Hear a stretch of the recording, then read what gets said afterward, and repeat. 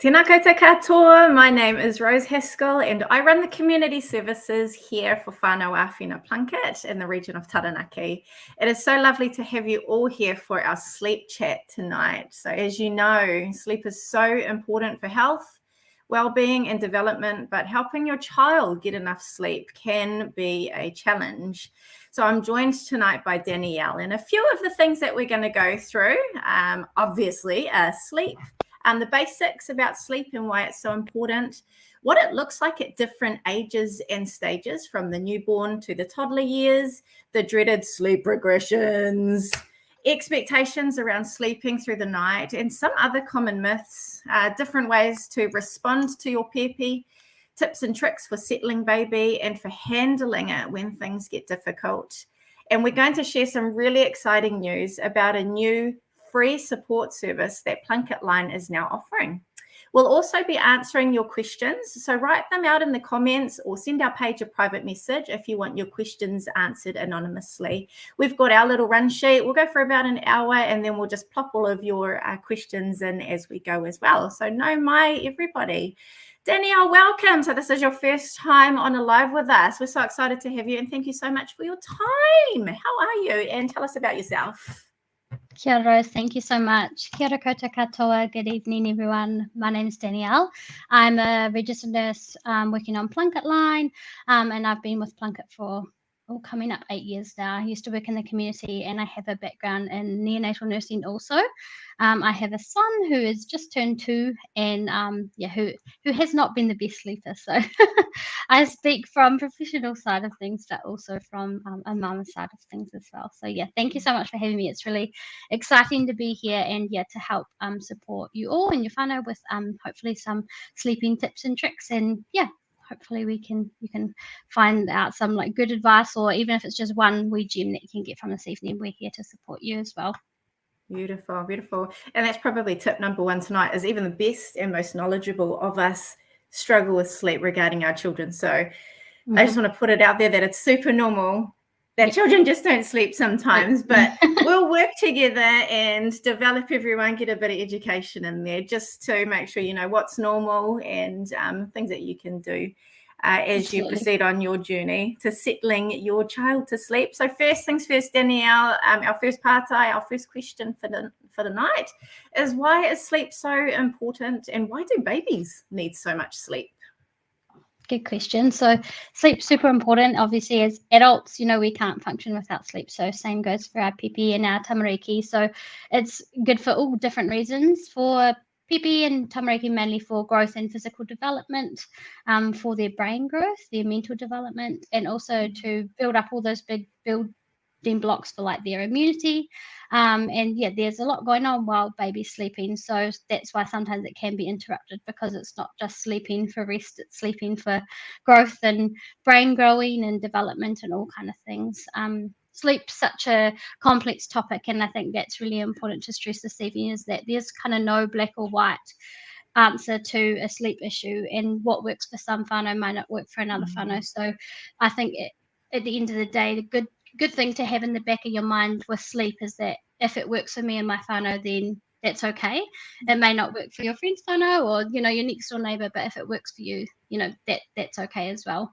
And with sleep too, there's lots of different needs for sleep, ranging from pēpi, wee baby, to when they're older tamariki toddlers. So their sleep needs are really, really different. With babies that are born, newborns, their sleep range is a lot higher, so they have a lot more sleep needs than a toddler. So we kind of look at sleep in a big 24-hour picture.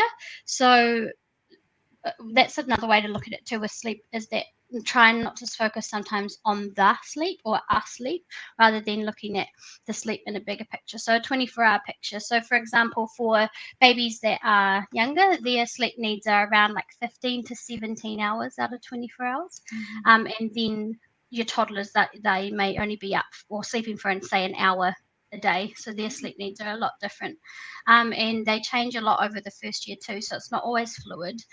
Some babies at each range will be kind of doing 30-minute cat naps, and then they might do the odd nap where it's a little bit longer, that kind of thing. So yeah, it does vary a lot, and sometimes that's hard to kind of wrap your head around as a parent, is that, oh, one day they did this, but the next day it didn't happen, and what did I do different? And sometimes there's nothing that, you know, you could have done any different. You had the exact same day, but sometimes that's just, you know, again, how their wee bodies and their wee brains work as well. And in that as well, there's sleep cycles. So an average a sleep cycle is anything between kind of 30 to 45 minutes. And when they're really young, they don't really know how to connect those sleep cycles too. So a lot of those naps are around that kind of time frame.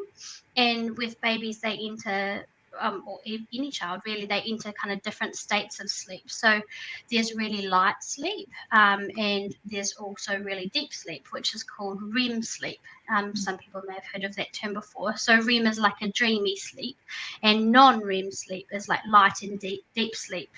So where the body's like doing a lot of the growth and repair work, where their brains and things are growing as well.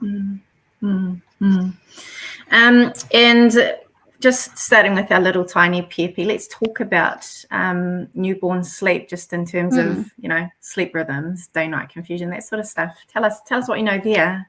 Yeah, so one thing with pēpi when they're born is that, like, obviously they're born into this world where they've come from such a perfect environment. You know, they've come from being in a womb where they've had constant food supply, similar noises, similar environment, constant temperature. They can sleep when they like. They can be awake when they like. So that environment's providing them with the perfect environment. And then they come into this world and they're like, oh, what's going on, you know? What? Yeah. It's cold, you know, it could be really hot when they're born. There's a lot of different noises, there's a lot of faces, there's a lot going on for them. So when they're born, they don't know day or night. So that's why sometimes you think, oh my gosh, like, why are they waking a lot overnight? Or they might be sleeping a lot more during the day, and then you think, oh, it's a bit backwards, or the other way around, or they could just be waking really frequently. But that is all very normal and like all super expected around that age. Again, linking back to their brain and growth and development, their brains are really small, and in the first 3 years of life, that's where the child's brain develops up to 90%. So you think our lives are, you know, if we're blessed to live, say, till 80, so 90% of our brain has already done its growth within those first 3 years. So you can imagine in those first few months, their brain and all those connections are related to being awake, but also feeding. So it's really important that newborn babies wake for feeds overnight. And that no matter how they're fed, they will still wake, you know, overnight. And that's really important for their growth and development as well. And also for them, for like their connection. Absolutely. Going back to that, you know, environment in that womb, you know, when mama's hapos, that environment is so, you know, warm. And when they're in a bassinet or in a wahakora or wherever they're sleeping, it's not necessarily warm. So sometimes they really want that connection with mama or papa or whoever is caring for baby. So sometimes that is why they wake too, because sometimes they may not be hungry, but they just really want some cuddles, some connection, and in a way that's, you know, filling up their cup. Because it's not always sometimes like, oh, you know, their needs are more than just feeding, nappies, burping, you know, their needs are connection, and that's how those brain pathways develop as well, through connection and love and nurturing. Absolutely. Yeah, their need for connection, because it's basically, it's all they've known is floating around in amniotic fluid, and they're scrunched up and they're tight, and then all of a sudden they're like not floating anymore, and it's and overwhelming. They're like, somebody help me. So and that's a really, and that, I think that's another kind of, I'm just going to put my phone on silent, sorry New Zealand, and the rest of the world for the phone stuff there. Another really important thing that's sort of related to sleep, but not is that real important need for connection, and how having a cuddle and having an awhi with your baby isn't quite going to spoil them, because that's, you know, something that we hear as well. You know, they need your help and they will cry for your help, and that's because all they've ever known is just this beautiful little warm wet place in mummy's belly. So I totally hear what you're saying. So we've got the newborns, shell-shocked, completely wondering, oh my goodness, where am I? And why is it all of a sudden not squishy and cold in my mummy's tummy? We'll go through to the 4-month sleep regression, which is something that I get a lot of comments, inquiries, and dread about in my new baby group here in New Plymouth. A lot of the mums are so terrified of it, and then they hear from other families, if their child's not yet 4 months, oh, wait until the sleep regression. It's as if it's an expected phenomenon. So can you tell us a little more about the 4-month sleep regression? Is it real? Let's start with that. Good question. Yeah. And we're the same on PlunketLine. We get lots of calls around this time. And it definitely is a thing. But also, I think, as well, on the other hand, it sometimes can be this thing that is feared. And it's like this suspension when actually sometimes we can look at it with a different lens. And again, every baby is so different. And I'll probably say that many times along this live chat, but every baby is so different. And some babies will experience I like to call it a sleep change or sleep progression at 4 months because they are progressing as newborns into this new next phase of a baby. So that therefore any change, like us, if we're unwell or so we have a change in our life, there's an effect somewhere, and more often than not that is with their sleep. That's kind of the first thing that always kind of is interrupted as such. So a sleep regression as such, or sleep changes, is mainly at points where baby's brain is developing. So they're having like a big growth spurt, or their brain is making a lot more neurons and firing a lot more connections. So they're learning in that progression, and positive language. Yeah. To be able to possibly connect their sleep cycles. But a big thing at 4 months is that their sleep needs change. So with newborns, or up to 3 months, 3.5, 4 months-ish, that time, that is why a big sleep change happens. So usually for those newborns, they're sleeping around like 14 to 17 hours approximately in a 24-hour period. And then around 4 to 12 months, that sleep needs changed to 12 to 15 hours. So it's a 2-hour drop in sleep total for the 24 hours. And a lot of that can happen overnight. So I think even during the day, sometimes, if they're not at the age at 4 months either where they're connecting their sleep cycle, so they're still going to probably do those 30-45-minute sleep cycles. But overnight, of course, a lot of it is more evident overnight because we're tired. You feel it a lot more. It sits a lot heavier. It's sleep obviously plays a huge toll on your mental and emotional well-being too. So it's a lot more evident overnight, and sometimes that sleep is really fragmented for them overnight just due to that 4-month change. And it does take a little bit of adjustment on both sides, on pēpi and on whānau side as well. And every child has a different sleep need too. So those ranges that we touched on, that is over a 24-hour period. But there's babies that sometimes, again, don't need as much sleep as those age ranges. It could be even a bit lower, or it could be a bit higher also. So it's really easy sometimes to get into the trap of comparing, which is only normal. That's only a human trait, is to compare. But sometimes it's easy to get caught off on that, because you may have a friend where their child sleeps 3 hours more total in 24 hours, and then your child's only sleeping 3 hours less, when you think, oh, am I doing something wrong? But it's just their different needs as well. And as well, some babies definitely don't need that sleep for that brain growth and development, but some babies with growth spurts, how they learn and grow is through connection or being awake, that kind of thing. It's all very different, or feeding. Yeah. Biggest point probably that we should take away from this live is every baby is different. That was really interesting to know that that's such a that's such a consistent amount of time in a 24-hour period, 4 months to 12 months, up to 15 hours. That's so consistent. I would have thought as we get to the 1 year mark, they're needing less sleep. So even I learned something tonight. That was excellent. Now, just touching on the first year, What can we expect during that first year, sleep-wise? Yeah. So Rose, you kind of touched on there, like you say, that the sleep needs obviously again change through that 4 to 12 month mark. But a lot in that first year, they're doing a lot of growing, but also there's a lot of changes with their mouth. So like teething, also a lot of changes with how they're moving. So their gross motor skills, crawling, rolling, crawling, pulling themselves up, learning to walk. And again, every baby's different and they'll do that at different stages, but that all affects sleep as well as obviously different seasons. So babies that are born in the first year, they'll experience different seasons, different temperatures. Also that affects sleep also. And again, like that, did I mention solids? Did I say that? I don't think I did. No, Food? not yet, No. but we can do it. We can totally do it now. Exploring food. Yeah, so that's another Yeah. thing that happens in that first year, and they all impact sleep as well.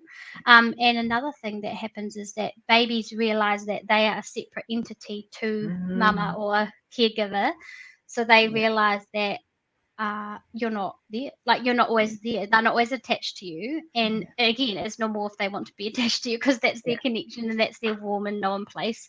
But around that 4 month mark and beyond, there's that term separation anxiety, where they do get a bit more upset or get a bit more concerned if you've left the room or if you're not near them, and they're always looking for where you are, because again, that you're all they know. Safe space. Absolutely. That can definitely affect their sleep also. So that's another thing. And also once they get into a bit more of a rhythm or pattern routine as such with their sleep needs change. So we touched on before, like their amount of sleep changes and reduces, but so does their naps. So they will eventually kind of go from a maybe set amount of time to naps. And again, some babies don't have a set time of naps. If it works for you and if are having a flexible schedule, that's okay too. But mostly by the time they're 1, they're having approximately like 1 to 2 naps. So that's going from a lot of sleep at newborn to having a lot less sleep as well. So that's a huge change, not just for them sleep-wise, but for themselves and their temperaments and things, and how each child on pēpi copes differently with being awake and all that kind of stuff during those times as well. Yeah. And just while we're talking about sort of the ages and stages of development in terms of the sleep, I do want to just point out that we do have a free online sleep and settling pēpi course on our website. So we'll link that below for everybody. But, just while we're talking about not necessarily what's normal, but what's typical, and just getting a few key points through in terms of sleep, that might be worth, anyone in the community who wants to learn more or dive a little bit deeper into what Danielle is saying. It's free on our website, so we'll link that below so that you can learn a little bit more at your own pace. Our next wonderful question out there. And for anybody who's watching, don't forget, if you do have a question for us, pop it down in the comments and we will read it out in between what we've already got pre-scheduled in our schedule. So our next question for you, Danielle, is: there is a lot of advice out there for parents about sleep these days. Shall we talk about some of the myths? For example, a lot of people have the idea that babies should sleep through the night from a certain age, or don't need feeding at night after a certain age. Can you tell us a little bit more about that, as well as some other common myths? So again, my favorite line of the night will be every baby's different. Yes, exactly. Yeah. So first of all, it's so normal for babies to wake at night for various different reasons, but it's very, very normal. And I think sometimes, we hear that, like you say, there should be a certain age that they should be sleeping through. And again, sleeping through looks different for everyone too. So you might talk to a mama that says, my baby's sleeping through, but sleeping through to them maybe, they only wake once or twice. So I think that sleeping through term, there's a lot more behind it than just literally like sleeping through the night.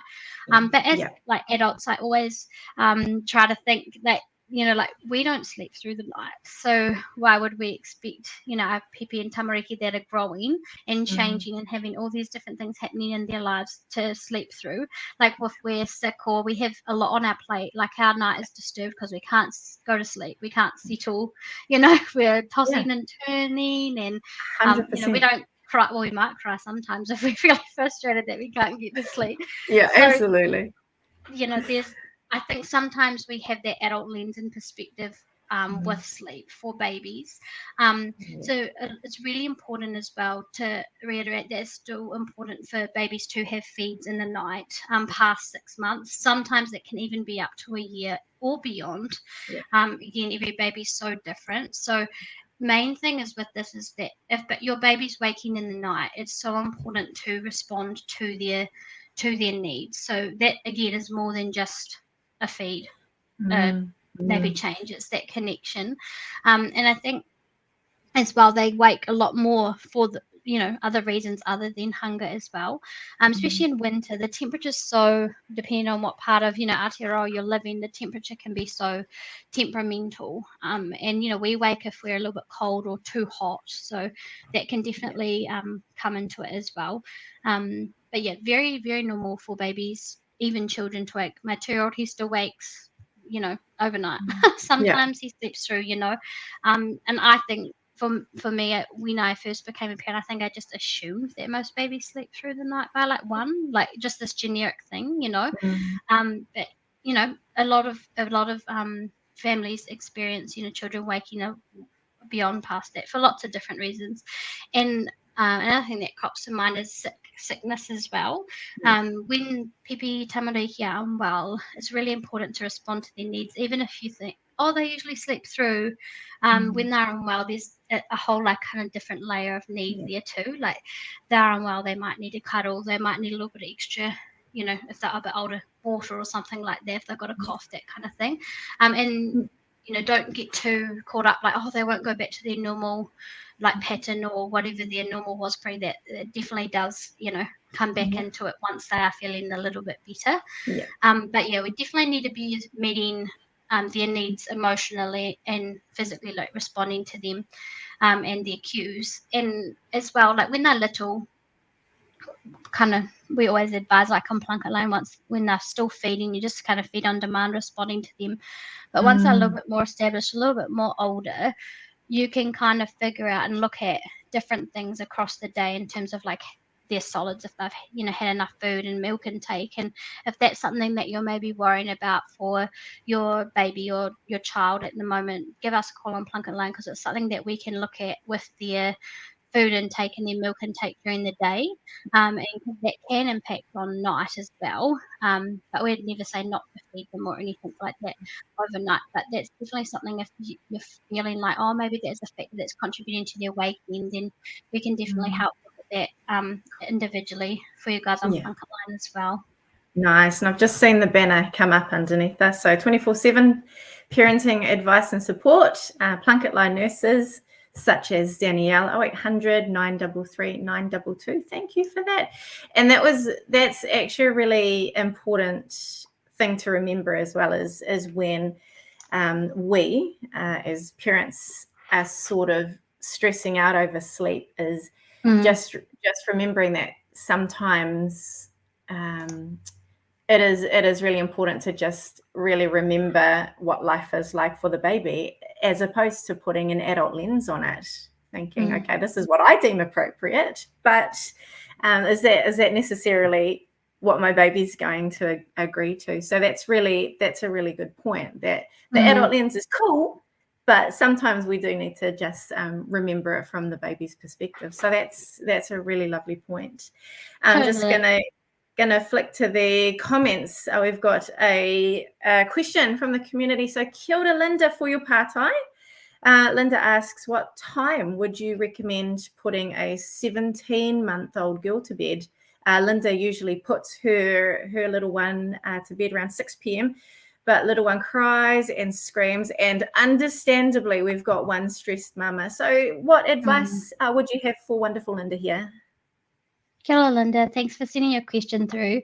Yeah, totally can empathize with you. It's really stressful sometimes leading up to that bedtime. So a couple of things that you could look at with the bedtime is that if your 17-month-old wee girl, if she's overtired, it will be a battle to get to bedtime, but also if she's undertired. So having a look at what her sleep looks like during the day, I'm assuming she probably is on maybe one nap a day at the moment. So looking at that placement of the nap. So for a 17-month-old, each child again is so different, but you're looking at awake periods of that age range for kind of around like 4.5. Some children can start for 7 hours, but before bed, it's just been really mindful of those kind of cues. Sorry, an email just keeps popping up on my screen. Really mindful just of what her kind of cues or like tuning into her kind of tired signs as such. So there's no specific time as such, but from probably maybe a lot of like what we see with 17 months olds is sometimes they're going to bed a bit too early and then they're fighting sleep because they're not tired enough.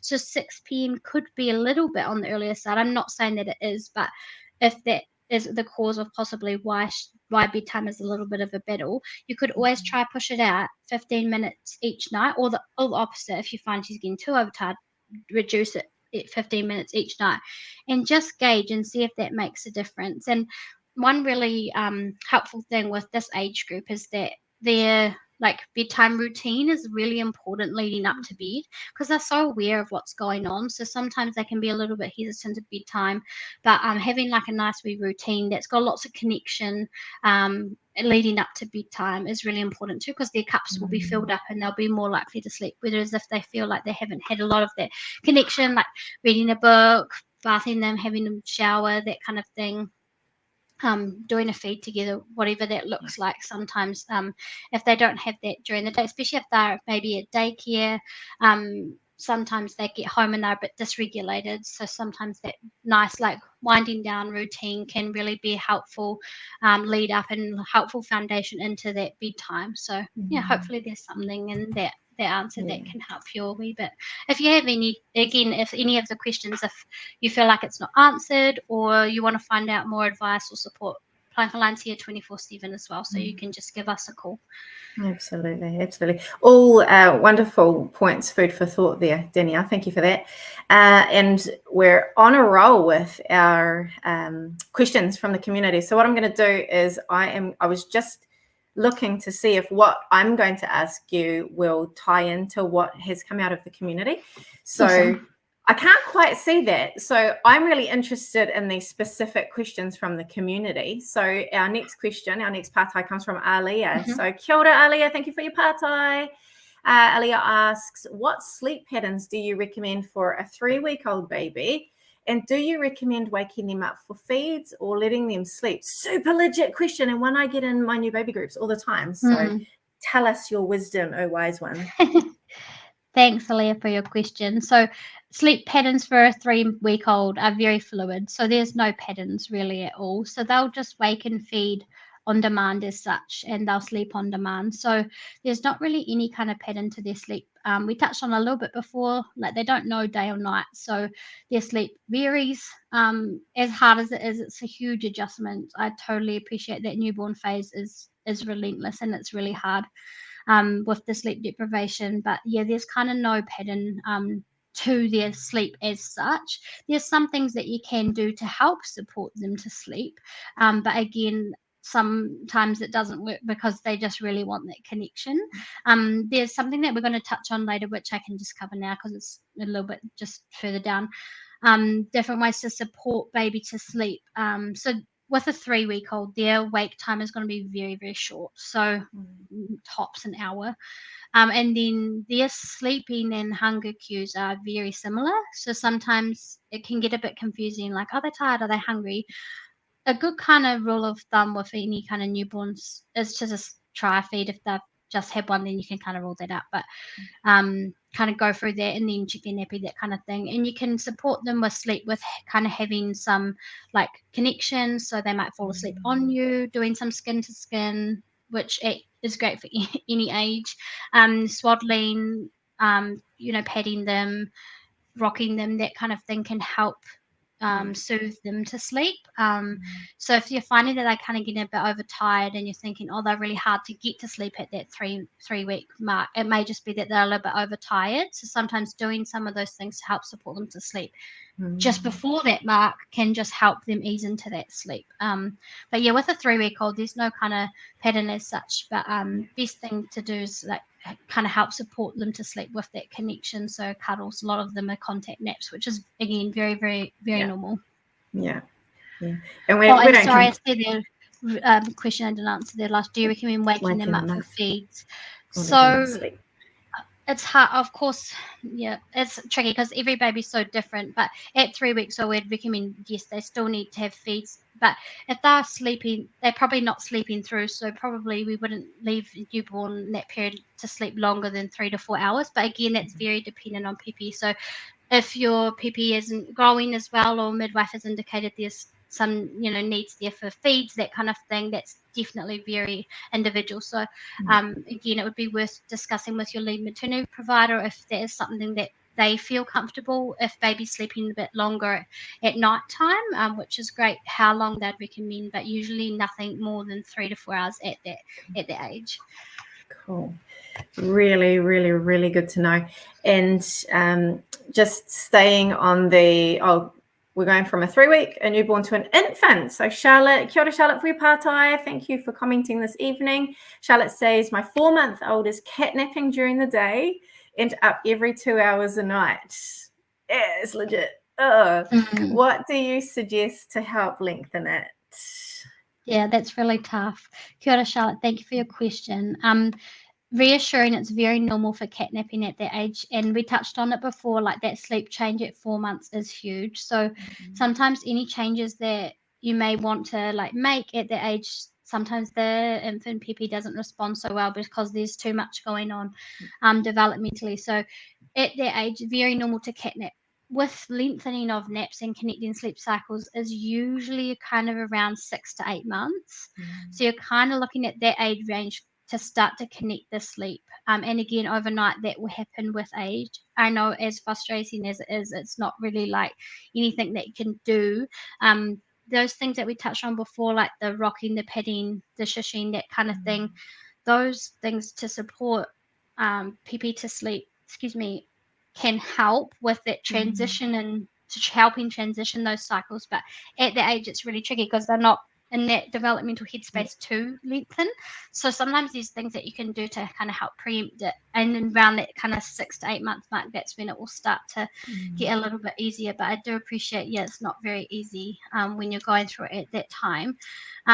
Again, very normal to be waking every 2 hours overnight and feeding as well, because again, they're going through such big growth and development stages. But with everything, it is just a stage. So hopefully this 4 month sleep change for your wee one won't last too much longer, and you can start to get a few more maybe a little sleep overnight. And again, it's really important if you have any whānau support, no matter what that looks like, to tap into that overnight too. Sometimes it's not always easy reality, it isn't always straightforward, but even if it's during the day, if someone can kind of give you a helping hand, I think that's really important. Like, as a mama, or caregiver, your well-being is important too. So yeah, absolutely. And on the catnapping, so we have Charlotte asking about her 4-month-old who's catnapping, and then straight under Charlotte's question, just on our little portal here, we've got Lillian. So kia ora Lillian, she says, hey ladies, and I'm like, hey lady, right back at you. So her 6-month-old, so would the same suggestions, just in terms of the catnapping for Charlotte's 4-year-old, would they pretty much apply the same for Lillian's regarding the 6-month-old, or are there any other suggestions around the catnapping for a slightly older infant? Yeah, so similar to Charlotte's question, but in the sense that maybe at this age, your 6-month-old wee girl might start to show signs that she could connect sleep cycles. So sometimes you could support, if you can see that she's starting to wake at that 30-45 minute mark, you could try going, depending on where she's sleeping, say a bassinet or a cot, shushing and patting to see if that sleep cycle will connect. With a lot of infant pēpis, you'll notice if you're driving, Some babies, I appreciate, don't sleep well in the car, and that's really challenging. But for some that do, you'll notice, you can drive for an hour and they're still asleep, because there's that constant environment in the background, like that rumbling, movement, noise. And that's something else that can work as well with helping connect their sleep cycles, is when they're a bit older, like some white noise in the background is a very, like, I guess a modern concept now, but like our parents just used to use the radio or put the vacuum on, that kind of thing. So sometimes that can help with the connecting the sleep cycles when they're a bit older, and with white noise, just not having it too loud. There's a lot of research around now saying about 50 decibels for white noise. Sometimes they can wake them because it's too loud. So those things definitely can help connect the sleep cycles. But I see there's use of sleeps for 30 minutes at a time for approximately 4 to 6 sleeps. Yeah, that's probably the similar amount of sleep total for daytime that your 6 months old's getting. So that's again very normal. Some babies, like you might notice at 8 months, you might start to do like 2 or 3 naps, but longer. So the sleep amount is still the same. It just looks a little bit different. And again, every baby's so different, but some babies are just catnippers. There'll be babies out there that will never connect a sleep cycle, and it's hard to kind of think, oh my gosh, that's, there's nothing sometimes that unfortunately you can't do that will make them achieve connecting a sleep cycle. That's just how they are wired and programmed to sleep, but their sleep may look different overnight. So they might sleep more consistent overnight, that kind of thing. And so if we sort of look at what Lillian has advised, so 4 to 6 30-minute sleeps, and then sleeps for 8 to 10 hours a night, that's kind of on the money for that, what was it, the 13 to 15 hours that a child that age would generally. So, very good. All right. Ashley. Hi, Ashley. Thank you for your question. Ashley asks, is it okay for my 8-month-old to only have 2 sleeps during the night? She won't sleep in her cot. Will we need more information on that, or have you got enough information to answer that question? I think so. I can try answer it, and if there's not, just type some more. So 2 sleeps during the 2 sleeps during the night. I think. Sorry, maybe I don't. I thought maybe that read 2 sleeps during the day. I'm not too sure, actually, if that's what you mean, 2 sleeps during the night or 2 sleeps during the day. And not sleeping in a cot. I think later on we're going to there was another question I seen somewhere, maybe it was on a live sheet, about co-sleeping and babies not sleeping in their sleep space. And obviously, with like safe sleeping, just to reiterate, like we always would prefer if they were in their own bed, but reality is, as a parent, sometimes like we've all been there, that doesn't happen. So it's trying to make those safe sleep informed decisions in a safe sleep space. So if there is in a shared space, making sure that baby doesn't have anything around them when they're younger, like sleeping on their back, face up, face clear, smoke-free environment, that kind of thing. So there's different things that you can do to help encourage sleeps in a cot. So sometimes that can be like a sidecar cot. So popping I don't know if actually if your wee one's in your room or in a separate room, but sometimes that transition can be doing the side cot. So if your side can come off the cot, or just putting the cot next to your bed so that you can have your arm in there, that kind of thing. And then sometimes if they're not sleeping in your bed, looking at like those sleep again, settling techniques around supporting sleep in a cot. So doing the shushing, padding, that kind of thing. Sometimes you can always feed to sleep in the, whether you're bottle feeding, breastfeeding, in the sleep environment, whether it's in your bed, and then transfer, or the other way around, do a feed, then transfer them as well. Yeah. Excellent. Tell us a little bit about self-settling. So teaching our babies to self-settle. When can we expect this to start happening, and how can we encourage, support it? Yeah. So I think we touched on it a little bit before. The sleep cycles can come into this a wee bit. So around that 6 to 8 month mark, that's when they're going to start to be able to support themselves, like developmentally and mentally, a little bit more, to connect to those sleep cycles. So with your baby kind of around that time, you can kind of figure out sometimes their cries might be a bit different. So they might have a cry for being a bit hungry, or being a little bit bored or grizzly, that kind of thing. And so overnight, or when you're trying to settle them, sometimes that in those sleeps that we talked about before, that non-REM sleep. So sometimes babies will like giggle or kind of go like whimper or cry, but they're actually trying to connect to their sleep cycle.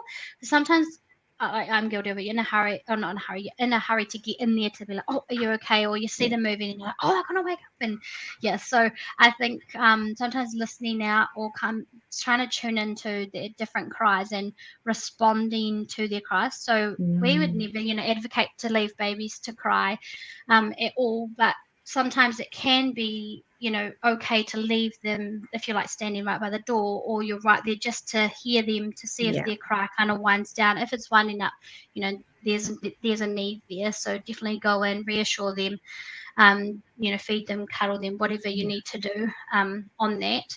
And sometimes it can be just a matter of waiting and observe to see what happens, but always put a time frame on that. And again, that could be sitting next to them, or it might be closing the door and standing outside, seeing what happens, that kind of thing.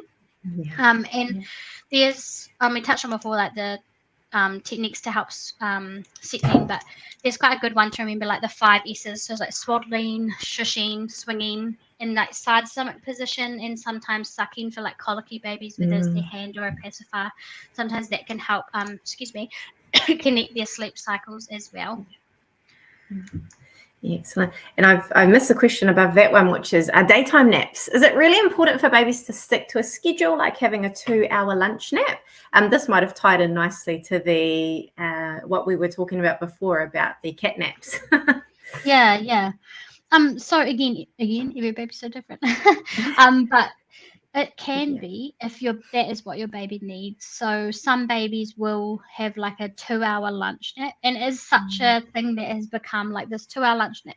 And it doesn't have to be a 2-hour lunch nap. Some babies have a longer sleep in the morning. Some babies respond to it better in the afternoon. So again, it just really depends on what works for you and your whānau. Like if you're finding you're trying to get your baby down and it's a battle trying to get them back to sleep at lunchtime, being like, oh my gosh, you need to have this 2-hour lunch sleep. It's okay. That might look different. Baby might be having like whose question was it? Sorry, apologies. Maybe it was Ashley's or Mackenzie's. They 45 minutes for several times throughout the day, and they don't even do that lunch nap, and that's okay. Lillian, sorry, lunch nap. But if it works for you and your whānau, then that's absolutely fine. That baby has a 2-hour lunch nap. But if it's not working for you, then that's okay too. Cool. Excellent. And that is a really important thing to remember, is schedule's good, but a little flexibility is always, it's naturally you're just gonna need to be flexible sometimes. So yes. We've got at this stage our last question that's come from our live, and it's from Wendy May. Kia ora, Wendy May. How important are sleep associations to babies learning how to sleep in their own bed? Massive question, and one that is so relevant here in my new baby group, is that transition from close quarters with the parents, either in a bassinet really close to the bed, to a whole other room. So how important are the sleep associations to that baby learning this whole new world? Yeah, definitely. And there is a lot to unpack, and sometimes with babies, like that transition can be harder, and for some it can be easier. It depends on where they've come from sleeping. So if they've come from like a co-sleeping situation in a wahakura or pēpi pod, that transition might look a little bit different going into like a cot or their own bed. And then again, there's another transition of like when they're going from a cot to a toddler bed, all those kind of things. Sleep associations will look very different for each baby, each child, and whānau. So different sleep associations. So there's been, feed to sleep. Again, that's all of these are very normal. Feeding to sleep, cuddling or rocking to sleep. Sometimes it might be mum or dad or caregiver staying in the room till baby falls asleep, or sometimes it might be a pacifier, or however that looks for your family. So it can be an important part of them learning to sleep in their own bed, but some babies you may find they don't have any of those sleep associations, and you can put them down and they can go to sleep.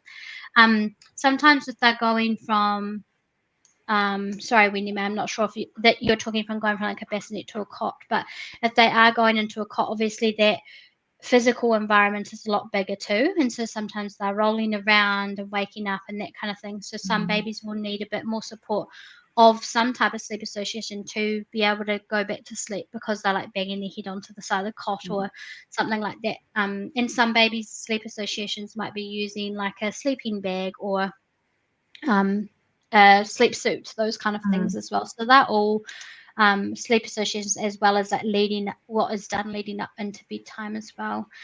So it can be important for to have sleep associations in their own bed, but then it just depends on what that looks like as well for each whānau as well. Absolutely. And I know what worked for me when my children, they're big school kids now, but I remember what worked for them when we transitioned them from the bassinet right next to mum to the cot in the room next door, was starting their daytime sleep in the cot. Yes.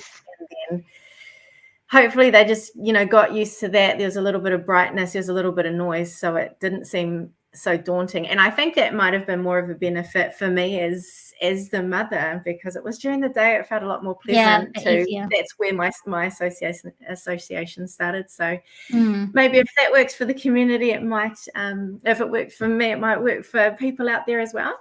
We've got two more questions from the community, and then we're going to do our wrap-ups, guys. So if we haven't answered any of your questions during the live, just in terms of time, we will make sure those are replied to on the page. We'll reply to those so that we can get you the information that you need.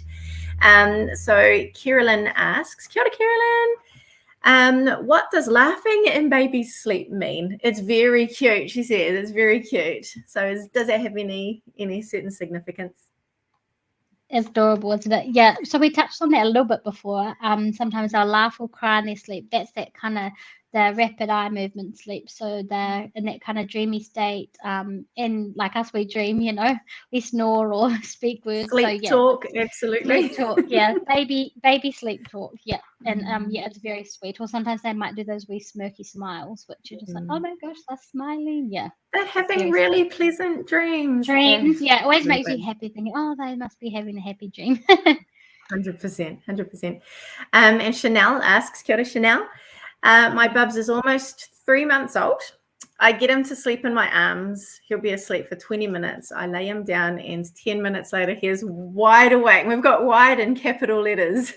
I cannot get him to nap if it isn't on me or in the pram walking. So, any advice around non-contact, non-movement based sleeping? Yeah, that's really hard, Chanel. It's tricky. And it's at that time too, that 3-month mark, where they're just starting to kind of be a lot more aware of the world too. So sometimes when you're trying to get them to transition from you to sleep, which is very normal, and you don't need to change anything aspect about him, baby not being on you. But if you wanted to make that transition a bit easier, sometimes those things that we talked about before, like depending if baby's still swaddled, if they're rolling or not, and having kind of shushing or patting or rocking or some white noise on, and that premonition leading up to him falling asleep in your arms. So having those things like while you're holding him, kind of patting him. A nice sometimes transition is when you're going to pop them down in their sleep spaces, sometimes popping them on their side initially, like you're there right with them, not leaving them, and patting their bottoms on their side so that it's not as like the gravity when you pop them down.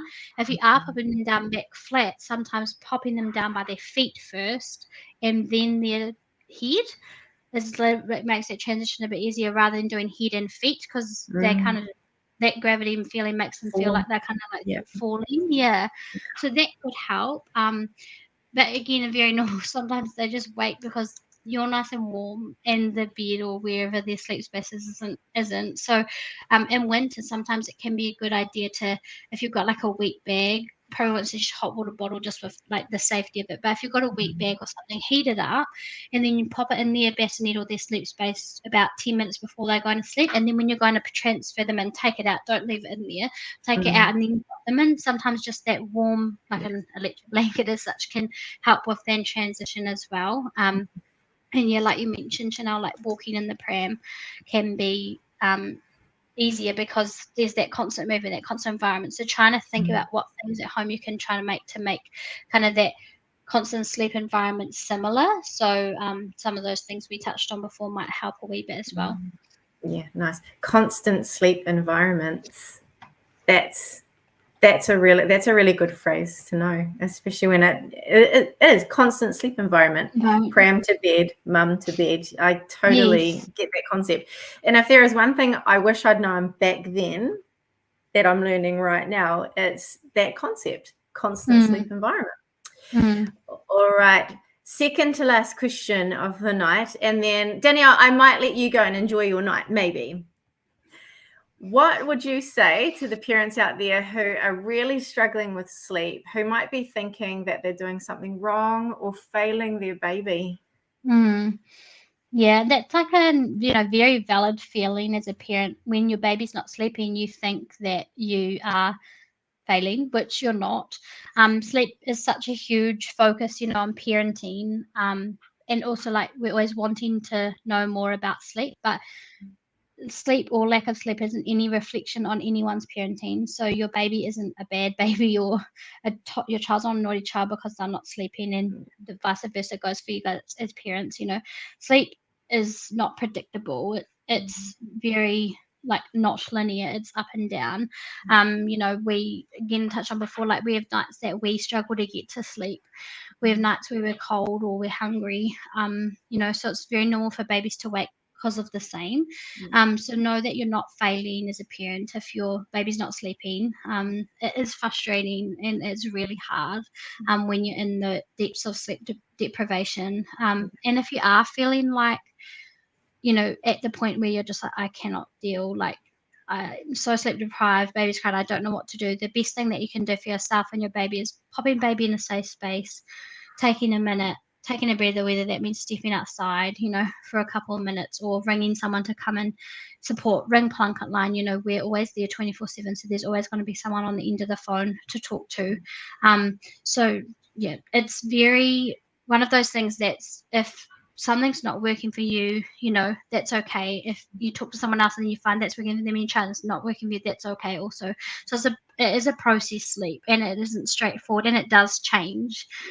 So it's always forever changing. So you call on your supports for whoever that may look like. And again, we're always here 24/7 to talk to anytime, any day as well. Fantastic. That's a massive point, is the importance of just popping the baby down, go out for a breather. It's the best gift you can give both of you in those tumultuous moments, which we all have, which is super normal part of the parenting journey. All right, now tell me a little bit more about the sleep, the video calls that we can have if we just need a little bit of a consultation about sleep.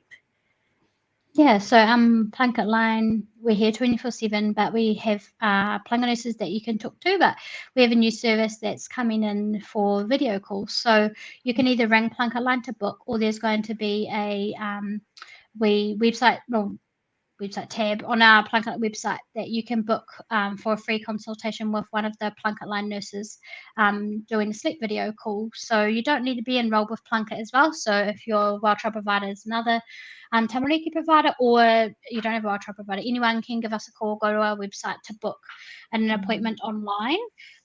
So after you book, you'll get like a confirmation email to download like Microsoft Teams. It's a private call, and you can have a support person with you during the video call.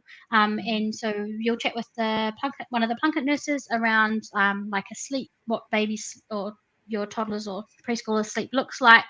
Do a bit of a sleep assessment. They'll look into things about like how you're putting baby to sleep, what day sleep looks like, night sleep looks like, and address any kind of needs that you have, or fill in any gaps or questions that you have. And then there may be some opportunity to follow up, whether that's through a phone call or another video call. And again, in between, you can contact Plunket line in between if need to for any support as well. Absolutely. Yes, sleep consultation service. You can see it rolling along the bottom. And just to reiterate again, is You do not have to be registered with Plunket as your well child tamariki order provider. You can be with anyone or no one, and if you are having this trouble, just like our breastfeeding video conference service, we've now got the same for sleep. So book online, give us a call, and we will we'll arrange an appointment just to give you that extra support face to face. All right. Now, once again, everybody who's watching, thank you so much for your time tonight. Unfortunately, we've reached the end of the live, and I can see a few more questions that have come up in the document that we're all looking at. But what we'll do, because we haven't managed to answer some in the sort of 55 to 60 minutes we are going to get our comms team just to link off the information that will answer those questions for you. So we apologize that we didn't get around to all the questions, but fear not. I think the other thing that I do want to point out is this isn't going to be the last ever live we do on this subject. So we'll make sure we get more lives up and running on the subject, which is just like the food one last week, is a really important one as part of the breastfeeding journey. So before we wrap up, just confirming, PlunketLine 0800 933 922. You will speak with a registered Plunket nurse over the phone. It's free, and they are available 24/7. Once again, just like our phrase of the evening, every baby is different. PlunketLine is a service for all of our parents who live here and who need the support. You don't have to be with Plunket to take up the PlunketLine service. We have a sleep section on PlunketLine's website. So if you just head off to www.plunket.org.nz, the sleep section's under the child development heading that's sitting along the top. So if you want to have another read, please do so. The safe sleep information on our website, plunket.org.nz. There's a caring for your child section, and under there you'll find the safe sleep heading.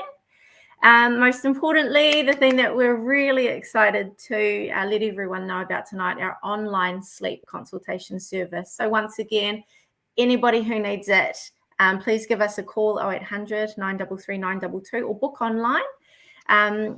If I won't say the really long website link here, but even if you just type into the search box online sleep consultation, you'll be able to get the online booking form.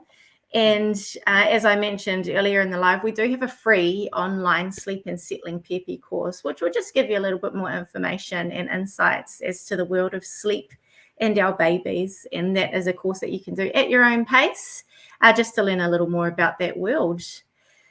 Danielle, thank you. I hope you enjoyed your first time on a live, and we hope you'll come back again.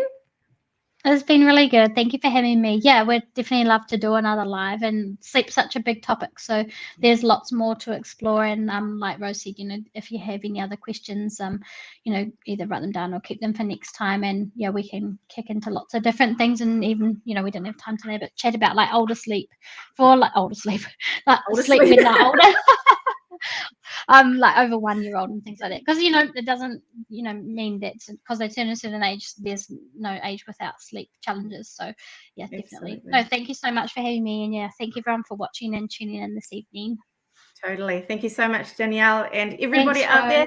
Thank you for watching, and we will see you next time. Ka nui te mahi kia koutou katoa. Bye.